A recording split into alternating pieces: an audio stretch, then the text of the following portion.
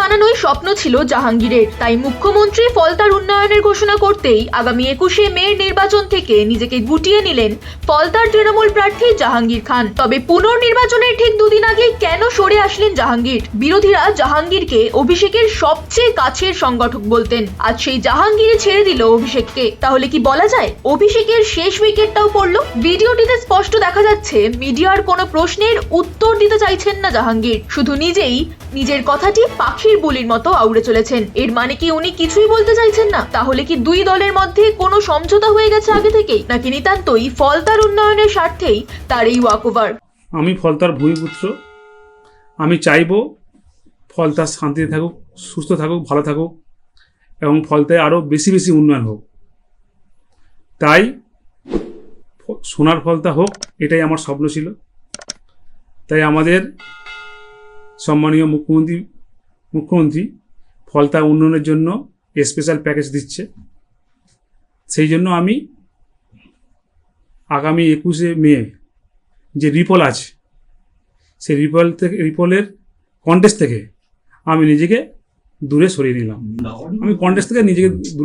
ফলতার উন্নয়নের স্বার্থে, ফলতার সাধারণ মানুষের স্বার্থে, যেহেতু আমি ফলতার ভূমিপুত্র, তাই নিজেকে আমি কন্টেস্ট থেকে দূরে সরিয়ে নিলাম। আমি এর আগে অনেক প্রশ্ন করেছেন, উত্তর দিয়েছি।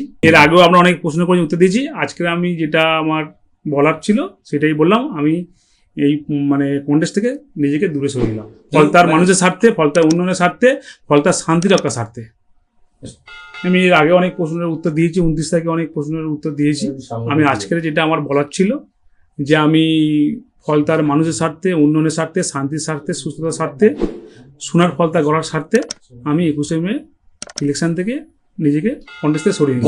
এটা আমি করিনি, এটা অনেকে অনেক রকম কথা বলছে নিজেদের মতো, কিন্তু আমি আমি তো আমার অফিসে ছিলাম, অফিস থেকে আমি চালনা করেছি, কিন্তু কে করেছে আমি নিজেই জানি না। আমি স্পটে ছিলাম না, বলতে না আমাদের কর্মী করেছে, কে করেছে আমি নিজেই জানি না। যে জন্য আমি ডেকেছিলাম যে আমি 21শে মে রিপোলের যে কন্টেস্ট আছে, কন্টেস্ট থেকে নিজেকে দূরে সরে নিলাম। ঠিক আছে, মানুষ যদি সাধারণ মানুষ করে, তারা যেটা ভালো বুঝেন সেটা বলছেন। আমার এখানে কিছু বলার কিছু নেই। আমার ব্যক্তিগত মত, আমি ফলতার মানুষের সঙ্গে কোনোদিন খারাপ ব্যবহার করিনি এবং প্রত্যেকটা মানুষ যে বলছে আমার সামনে, যারা বলছে তারা হয়তো আমার নিজেই চেনে না, আমাকে হয়তো জানে না। যারা বলছে তারা যদি আমার সামনে আসে এবং আমার সামনে চোখে কথা বলে, তারা বুঝতে পারবে যে তাদের যেটা বলছে সেটা ভুল।